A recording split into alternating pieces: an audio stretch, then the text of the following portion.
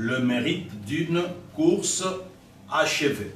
On ne paye pas le commencement, mais on paye la fin. Mieux vaut la fin d'une chose que son commencement. Le passé, pour Dieu, ne compte pas. C'est la fin, la manière dont on termine qui compte. Le modèle de l'Église est en train de se dissoudre. Simplement parce que les gens veulent dans leur groupe vivre selon qu'ils appartiennent à une culture. N'amenons pas de culture dans la parole de Dieu. Salut peuple de Dieu, nous vous demandons simplement de vous abonner sur notre chaîne YouTube J. Michel. C'est simple, vous n'avez qu'à cliquer et vous abonner. Vous allez voir c'est écrit subscribe, vous cliquez là-dessus, il y aura une clochette qui va apparaître. Vous cliquez aussi sur la clochette, comme ça vous n'allez rien manquer, vous aurez une notification à chaque fois qu'il y aura un culte posté pour un moment de dévotion. Que Dieu vous bénisse, faites cela pour la gloire de Dieu. Nous sommes un peuple mis à part.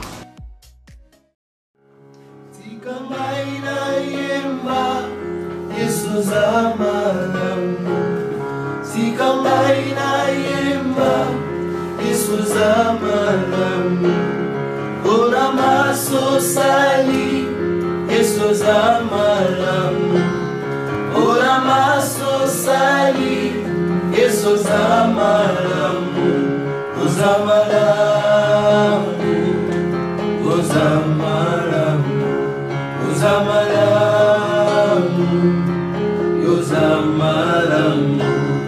Tika maina yemba, Jesus amalamu. Tika maina yemba, Jesus amalamu.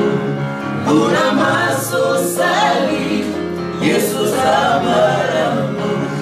Una maso sali, Jesus amalamu. Uzamalamu, uzamalamu, uzamalamu, uzamalamu. Matundu nayo kolo, onabolamu bayo, ofumboli likuke bayo, yopesi biso nzela yako, otana imana yo. Motema Matondo na yokolo Onda bula Mubayo Ofungoli Ikuke wayo Lopesi miso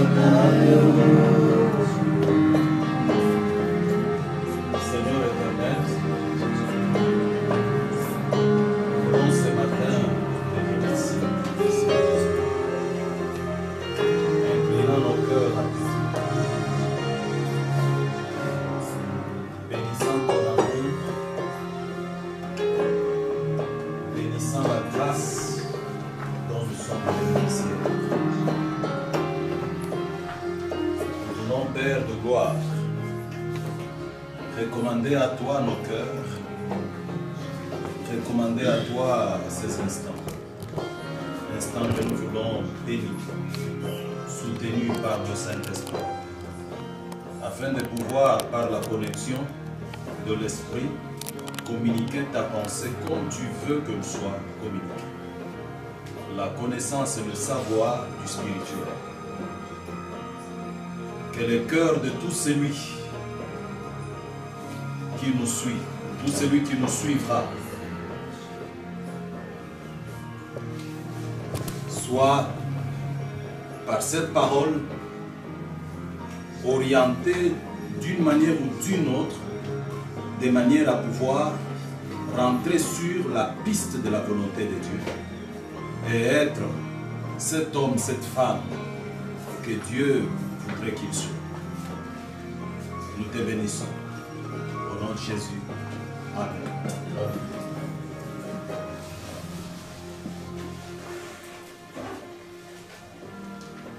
C'est encore un jour nouveau, un jour qui appelle la reconnaissance vis-à-vis de Dieu, un jour qui nous rend encore redevables, voir le soleil se lever, avoir l'opportunité d'ouvrir la bouche pour ne fût-ce que dire merci à Dieu, c'est une grâce. Nous bénissons Dieu et je veux bénir les amis, cette petite équipe sélectionnée du groupe d'adoration qui nous accompagne aujourd'hui dans ce travail. Que la grâce de Dieu soit avec eux. Amen. Et vous tous qui nous suivez, d'ici, vous tous qui nous suivez au loin, nous voulons que la grâce de Dieu repose sur chacun de vous dans le précieux nom de Jésus. Nous avons un message à partager ensemble aujourd'hui que nous avons intitulé avec l'aide du Saint-Esprit le mérite d'une course achevée. On parle de course achevée, c'est qu'il y a aussi des courses non achevées. Ce qui intéresse Dieu, ce ne sont pas des courses non achevées, mais plutôt des courses achevées. Et si l'on peut se taper la poitrine, si l'on peut s'attendre à une récompense, nous devons savoir qu'il y a une condition. La condition, c'est de faire la course et de l'achever. Et cela est beaucoup plus important. Avant d'aller plus loin, je veux qu'on fasse deux lectures. La première lecture, nous la ferons dans 2 Timothée chapitre 4 au verset 7 et 8. Et la deuxième lecture, nous la prendrons dans Ecclésiaste chapitre 7 au 8e verset. J'ai combattu le bon combat. J'ai combattu le bon combat. J'ai achevé la course. J'ai achevé la course. J'ai gardé la foi. J'ai gardé la foi. Désormais, la couronne de justice m'est réservée. Désormais, la couronne de justice m'est réservée. Oui. Le Seigneur, les justes juges, me le donnera dans ces jours-là. Voilà. Et non Le seulement- Seigneur, les justes juges, me donnera en ce jour-là. donnera en ce jour-là. Et non Merci. seulement à moi, Non seulement à moi, mais encore à tous ceux qui auront aimé son avènement. merci Seigneur. Ecclésiaste chapitre 7, le 8e verset. Mieux vaut la fin d'une chose que son commencement. Mieux vaut un esprit patient qu'un esprit hautain. Mieux vaut la fin d'une chose que son commencement. Mieux vaut un esprit patient qu'un esprit hautain. Que Dieu soit béni.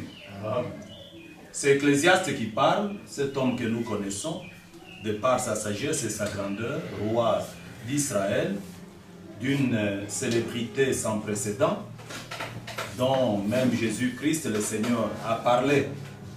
C'est cet homme qui nous donne ces paroles que nous venons de tirer. Il dit, mieux vaut la fin d'une chose que son commencement. C'est-à-dire, la fin d'une chose est plus importante, plus intéressante que son commencement.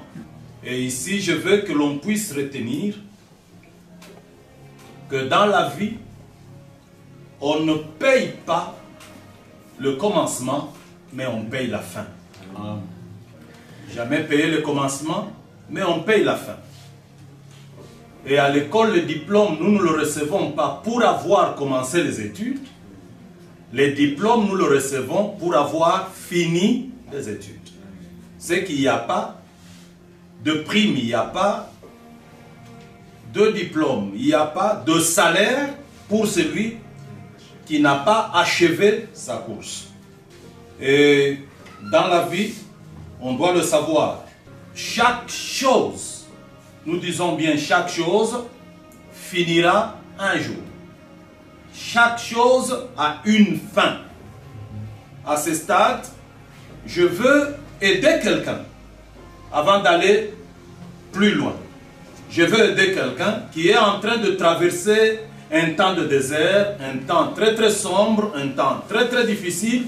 Quelqu'un qui se pose beaucoup de questions dans sa vie sur son lendemain, son avenir et même sa destinée. Quelqu'un qui a reçu beaucoup de promesses de Dieu. Il a reçu les prophéties de la part de Dieu. Mais le temps qu'il traverse lui donne l'impression d'être seul, d'être abandonné, de n'avoir pas une destinée dessinée, de n'avoir pas un avenir béni. Je vais lui dire aujourd'hui, ce qui a commencé a une fin. Il ne faut pas désespérer.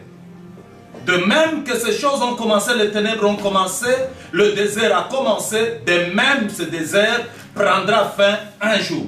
Reste positif. Ce que Dieu a dit arrivera. Nous avons un Seigneur qui ne peut pas se tromper, un Seigneur qui ne peut pas nous mentir. Si Dieu promet, il réalise sa promesse. Dieu est tellement fidèle. Ce qui est sorti de sa bouche reste intact. Dieu le fera. Amen. Je veux ici dire une chose. Quelque longueur que puisse avoir une chose, une histoire, une carrière, une vie, la fin finira toujours par arriver. Quel que soit. Quel que soit. La fin finira toujours par arriver. La fin arrive toujours. Oui. Et la sagesse de la Bible nous demande d'avoir une attention particulière à la manière dont on finit, à la manière dont on termine. Ce qui compte selon la Bible, ce n'est pas la manière dont on a fait par le passé. Mais ce qui compte selon la sagesse de la Bible, c'est la manière dont on est en train de faire maintenant. Le passé, pour Dieu, ne compte pas. C'est la fin, la manière dont on termine qui compte. Ne perdez pas de vue que je suis en train de parler de mérite d'une course achevée. C'est de cela que je parle. Et dans le mérite d'une course achevée, nous avons tous commencé, c'est bien. Nous avons fait le chemin ensemble, c'est bien. Mais le problème le plus important, ce n'est pas d'avoir commencé. Le problème le plus important, ce n'est pas d'être en train de marcher. Le problème le plus important, c'est de savoir comment on va finir. Quelle sera la fin de chacun de nous? De quelle manière nous allons finir? Cela est beaucoup plus important et cela est notre message d'aujourd'hui. Jésus enseigne, notre Seigneur, et attire notre attention quand il dit « Faites attention ». Il y a des personnes qui ont bien commencé, qui étaient premiers dans le classement, qui avaient bonne réputation, qui avaient dignité, honneur, des personnes que l'on respectait. Quand on citait leur nom, tout le monde avait de la révérence, mais qui ont fini très mal, très très mal. Et le dernier qui était négligé, qui n'était pas dans le classement, sont devenus les meilleurs. Et le Seigneur dit, faites attention. Le premier seront le dernier et le dernier seront le premier. Ici, ce qui nous intéresse, c'est la manière dont on finit ce que l'on fait. Dans l'enseignement du Seigneur Jésus, nous pouvons retenir qu'il y a des personnes qui avaient commencé avec amour pour Dieu. des personnes, quand ils sont venus à Christ, qui avaient un grand amour pour le Seigneur, beaucoup de zèle, un grand engagement, une grande détermination. Des gens qui vivaient dans la crainte de Dieu, qui étaient fidèles à Dieu en toutes choses, mais qui par la suite de leur progression ont perdu toutes ces valeurs. Ils les ont perdues. Ils ont perdu le zèle pour Dieu. Ils ont perdu l'amour pour Dieu. Ils ont perdu leur détermination pour Dieu. Mais à leur grande surprise, les personnes qui étaient derrière eux, les plus négligées, se sont vues à la barre d'arrivée avec un grand amour pour le Seigneur, beaucoup de zèle pour le Seigneur, un grand engagement pour le Seigneur. Nous devons donc faire très attention. Dans le livre d'Apocalypse, l'apôtre Jean retient notre attention en disant: heureux sont ceux qui auront gardé la fidélité jusqu'au bout. Et ce sont ces gens qui vont recevoir la récompense. Et dans ces écrits de l'apôtre Jean, nous découvrons que la récompense, le Seigneur ne la donne pas à ceux qui commencent, qui ont été, n'est-ce pas, loués dans leurs premières heures. La récompense, le Seigneur la donne à ceux qui finissent dans la fidélité, qui gardent leur fidélité. Voilà les personnes qui recevront la récompense, voilà les personnes qui recevront la vie éternelle. Le problème, ce n'est pas d'avoir commencé dans une église.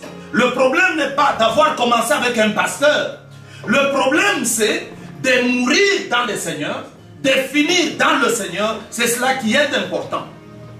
Nous devons éviter de demeurer, de naviguer dans l'histoire. Nous étions, nous. Quand on était, nous. On a fait, nous. Mais aujourd'hui, qu'est-ce que tu fais?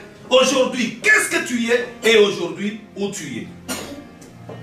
Vous devez bien noter que tout coureur qui arrête la course à mi-chemin ne peut jamais être récompensé. Tout coureur qui arrête sa course à mi-chemin ne peut jamais être récompensé. Jamais.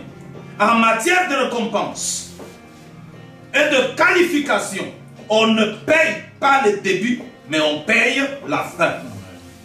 Ce qui est étonnant, c'est de voir que bon nombre de personnes, quand ils viennent à la foi, elles sont très déterminées, aiment Dieu, marchent dans la crainte de Dieu, sont fidèles à Dieu, cherchent Dieu avec larmes et pleurs, servent Dieu avec détermination et fidélité. Ils sont régulièrement assidus au temple en semaine, comme le dimanche. Puis, ils avancent, plus ils avancent, leur amour pour Dieu, le zèle, l'engagement, le sérieux de départ se détériore. À la fin, ils deviennent trop légers, méconnaissables. Il y en a qui vont plus loin jusqu'à dire: la première attitude que j'avais, c'était l'attitude d'enfance. J'étais encore enfant sur le plan spirituel. Maintenant, je grandis. Ce qui est faux. L'engagement pour le Seigneur doit être stable. Celui qui a eu des convictions pour des choses de Dieu doit garder ses convictions intactes du début jusqu'à la fin. Et c'est cela qui le qualifie. Dans la marche avec Dieu, nous devons le savoir, le vieux oin n'existe pas. Le vieux oin n'intéresse pas Dieu. Vous devez savoir dans la marche avec Dieu que les vieux serviteurs, anciens serviteurs, n'intéressent pas Dieu. Dans la marche avec Dieu, les nous étions n'intéresse pas Dieu. Les on faisait n'intéresse pas Dieu. Dieu a besoin de ceux qui font, pas de ceux qui faisaient. Dieu a besoin de ceux qui sont, pas de ceux qui étaient. Cela est important. Surtout pendant ce temps de confinement. Nous avons besoin de dire ces choses pour éveiller la conscience de plusieurs personnes et la foi de plusieurs personnes à l'attachement à leur Dieu. C'est la fin qui intéresse. Une grande question doit être une grande préoccupation pour nous et faire l'objet de notre réflexion quotidienne. Quelle est la question? C'est celle de savoir comment je veux finir. Cette question doit être très préoccupante. Commencer, nous savons, nous avons commencé et nous sommes dedans. Mais ce qui est important au stade où nous sommes, c'est de nous poser la question de savoir comment nous allons finir. Quelle sera ma fin? Une question que nous devons nous poser est celle de savoir comment Dieu me trouve-t-il. C'est très important. Une question que nous devons nous poser est celle de savoir, suis-je encore dans la crainte de Dieu ou maintenant je suis dans la formalité hypocrite? Une question importante est celle de savoir son œuvre, quelle est mon attitude? Est-ce encore comme avant ou j'ai changé? Et finalement, quelle sera ma fin? Cela est important. Celui qui se pose ces questions, c'est un homme sage. Et celui qui ne se pose pas ces questions n'est pas sage. Parce que vous savez, quand on marche avec Dieu, il faut toujours savoir se mettre en cause, s'arrêter, s'interroger. Celui qui s'interroge arrive à l'objectif. Mais celui qui ne s'interroge pas peut échouer la marche. L'Épître aux Hébreux, au chapitre 6, verset 11. La Bible nous exhorte à prendre pour modèle la vie de ceux qui nous ont précédés et tirer instruction de leur vie. Lorsque vous lisez cet épître, vous vous rendez vite compte que Dieu a besoin et Dieu a raison de nous présenter le tableau de ceux qui nous ont précédés. Pas pour qu'on se moque d'eux, pas pour qu'on le vante seulement, mais pour que ces gens nous servent de leçon, que nous puissions tirer instruction de leur vie. Comment ils ont commencé et comment ils ont fini. Cela est important. Frères et sœurs, lorsque vous lisez la Bible, frères et sœurs, lorsque vous parlez de la vie de quelqu'un, ne parlez pas de la vie de quelqu'un dans le souci soit de vous moquer de lui, soit de le vanter inutilement. Parlez de quelqu'un tout en prenant sa vie comme modèle d'instruction. Ce qui peut vous apprendre, vous donner leçon, comment il a commencé et comment il a fini. L'homme qui était avec Dieu, l'homme que Dieu a choisi. Quand je regarde la vie de Saül, je me dis, être appelé par Dieu, être choisi par Dieu, dire le Seigneur, moi m'a appelé, le Seigneur s'est révélé à moi, n'est pas une garantie. Cela ne suffit pas. Ce qui est important, c'est de garder la constance de Dieu jusqu'à la fin pour finir avec le Seigneur. Lorsque je prends la Bible, je vois un homme comme Samson. Avant sa naissance, Dieu a parlé. L'ange est descendu pour rencontrer le parent de Samson. Samson a été un homme extraordinaire, particulier. Il avait la grâce de Dieu sur lui. Mais c'est Samson qui a bien commencé. Quand je regarde la vie de Samson, Samson a mal fini. Il a fini sa vie aveugle. C'est la fin qui compte. Et c'est la fin qui est importante. Quand je prends la vie de Judas, Judas c'est un apôtre, un disciple. Judas a marché avec Jésus-Christ. Judas a mangé avec Christ. Judas a connu Jésus. Mais Judas, qui a bien commencé avec le Seigneur, Judas a mal fini. Il a fini comme traître qui a vendu le Seigneur. Et beaucoup, nous sommes comme Judas, même si nous pouvons parler de Judas, beaucoup nous sommes traîtres. Nous vendons le Seigneur par des besoins matériels, financiers. Nous nous prostituons pour des choses que nous devons gagner. Ça, c'est vendre le Seigneur, c'est trahir le Seigneur. Quand nous l'abandonnons à cause de problèmes, de difficultés qui arrivent, pour aller chercher secours dans le monde de ténèbres, c'est trahir le Seigneur. On a bien commencé, mais on finit mal comme traître. Ananias et Saphira ont bien commencé dans la classe de la première église, l'église primitive. Mais Ananias et Saphira ont mal fini leur course. Ils sont morts à cause du mensonge. Et même de notre temps, beaucoup commencent bien pour finir mal. Beaucoup commencent bien pour finir dans le mensonge. Beaucoup commencent bien pour finir dans les pratiques qui déshonorent Dieu. Beaucoup commencent bien pour finir dans le désordre, la désobéissance, la prostitution et la polygamie. Beaucoup commencent bien pour finir dans l'orgueil. Il y a ceux qui ont bien commencé dans l'église et qui ont mal fini en dehors de l'église, loin de Dieu. Ils sont devenus des ex-frères, des ex-sœurs, des ex-serviteurs, des ex-musiciens, des ex-prédicateurs, et que sais-je encore. Frères et sœurs, le problème, ce n'est pas de commencer. Le problème, c'est de bien finir. J'ai prêché, les miracles se sont produits, c'est bien. Mais comment je vais finir? Cela est important. On m'appelle pasteur, c'est bien. Mais comment je vais finir? Cela est important. Tout le monde me connaît comme frère, comme soeur, c'est bien. Mais comment je veux finir? Cela est important. Ce qui est important, c'est la fin qui compte, pas le commencement. Daniel nous donne l'histoire d'un roi qui a bien commencé et qui croyait toujours bien faire, mais qui a été désapprouvé par Dieu parce que sa fin était mauvaise. Il a posé des actes qui ont amené Dieu à faire deux choses importantes. La première, Dieu a compté sa vie. La deuxième, Dieu a pesé sa vie. Je veux vous dire, vous qui me suivez et vous qui êtes avec moi ici, que Dieu compte nos actes. Ok? Et Dieu pèse notre vie, notre comportement, notre engagement, tout est pesé. Dieu est celui qui a la mesure nette. Ne nous trompons pas. Tu ne mèneras pas la vie chrétienne selon toi. La vie chrétienne se mène selon la norme de Dieu, la parole de Dieu. Beaucoup se séduisent eux-mêmes quand ils pensent que leur appréciation est l'appréciation de Dieu. Ils confondent. Dieu n'apprécie pas les choses comme nous. Et ce que vous devez savoir, Dieu n'a pas de logique. Parce que la logique est liée à ce qui est humain. Dieu n'est pas humain. Dieu c'est un esprit.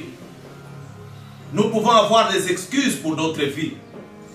Mais nous devons nous poser la question de savoir si Dieu voit les choses de la même manière et Dieu peut accepter nos excuses. C'est lui qui fait pleurer à Dieu doit mener la vie selon la parole de Dieu. Aujourd'hui, ce qui est en train de tuer l'Église, c'est le fait que les gens veulent vivre selon leur tribu, selon leur culture, selon leur tradition, selon les habitudes de leur milieu. Je vais vous dire que votre tribu n'est pas au ciel, ce n'est pas la tribu de Dieu. Et votre culture n'est pas la culture de Dieu au ciel. Dieu n'a qu'à faire de votre tribu, n'a qu'à faire de votre tradition. Ce qui intéresse Dieu, c'est sa parole. Et celui qui veut marcher avec Dieu doit être conforme à la parole de Dieu. Le modèle de l'Église est en train de se dissoudre, simplement parce que les gens veulent dans leur groupe vivre selon qu'ils appartiennent à une culture. N'amenons pas de culture dans la parole de Dieu. N'amenons pas nos tribus dans la parole de Dieu. Vivons la Bible. Et ceux qui veulent aller loin avec le Seigneur doivent vivre la Bible. Et vous devez savoir que Dieu, c'est lui qui a la balance de notre vie. On peut s'estimer meilleur, mais si la balance de Dieu ne vous trouve pas meilleur, vous ne serez pas meilleur. Laissez-moi vous dire, vous pouvez avoir l'opinion des hommes. Les gens peuvent vous apprécier. Les gens peuvent dire vous êtes meilleur. Faites attention. Si Dieu vous trouve nul, l'opinion des hommes ne vous sauvera pas. Si Dieu vous trouve nul, l'opinion de votre église ne vous sauvera pas. Si Dieu vous trouve nul, l'opinion de votre pasteur ne vous sauvera pas. Si Dieu vous trouve nul, l'opinion de vos fidèles ne vous sauvera pas. Ce qui est important, c'est l'opinion de Dieu. Daniel dit, deux paroles sont sorties. Compter, compter et peser. Dieu a compté, il a pesé. Et après avoir compté, après avoir pesé, Dieu a trouvé que ce roi était nul. Plusieurs personnes sont nulles. Frère, nous sommes nuls, beaucoup de gens. Nous avons une grande estime de soi. Nous pensons que nous sommes excellents, mais quand Dieu nous regarde, Dieu trouve que nous sommes nuls. Faisons attention. Ne nous laissons pas bercer par les paroles des hommes. Ne nous laissons pas bercer par ce que les voisins disent de nous. Ceux qui disent nous sommes excellents, nous sommes spirituels. Ils voient l'enveloppe, mais ils ne voient pas le contenu. Le Dieu de la Bible, ce n'est pas le Dieu de l'enveloppe, c'est le Dieu du contenu. Il dit à Samuel, Samuel, tu t'intéresses aux apparences, mais moi, je regarde le cœur. Et quand Dieu juge un homme, il ne le juge pas dans ses apparences. Dieu juge l'homme dans son cœur. Et vous devez savoir que le cœur de l'homme est tortué par-dessus tout. Il n'y a personne qui le connaît. L'homme et la femme dans le même lit ne se connaissent pas. Ce que la femme pense, l'homme ne connaît pas. Ce que l'homme pense, la femme ne connaît pas. Il n'y a que Dieu qui sonde le rein, qui sonde le cœur. Il n'y a que Dieu qui connaît la véritable position de l'homme. Et même notre spiritualité. Nous pouvons être appréciés par les hommes parce qu'ils nous voient poser certaines actions. Les hommes nous voient dans un certain activisme. Nous sommes debout, nous agissons, nous parlons, on nous voit, nous sommes emballés dans une sorte d'activité. Mais Dieu n'est pas dans toutes ces choses-là. La chaleur ne convainc pas Dieu. Ce qui convainc Dieu, ce sont les convictions du cœur. Où est ton cœur? C'est cela qui est important. Dieu regarde là. C'est là que le Seigneur regarde. C'est là que le Seigneur regarde. Vous savez, moi, dans mon église, je suis beaucoup plus apprécié. C'est ton pasteur n'est pas Dieu. Moi, vous savez, mes fidèles me considèrent comme Dieu. Et écoute, ce sont tes fidèles qui te considèrent comme Dieu. Mais tes fidèles là ne sont pas Dieu. C'est lui qui voit juste et qui connaît juste. Il n'y a que le Dieu qui est au ciel. Il n'y a que lui qui juge. Il a pesé. Après avoir compté, il a trouvé que ce roi était nul. Et aujourd'hui, pendant que je parle, plusieurs nous sommes nuls. Beaucoup de gens nuls. Nuls, nuls, nuls. Alors, Jean, dans l'île de Patmos, le Seigneur l'enseigne beaucoup de choses. Il écrit dans le livre d'Apocalypse. Écoutez ce que Jean dit. Jean dit, je paraphrase, Dieu donne le mérite qu'à ceux qui ont été fidèles jusqu'à la fin. C'est ce que Jean dit. Jean dit, Dieu donne le mérite qu'à ceux qui ont été fidèles jusqu'à la fin.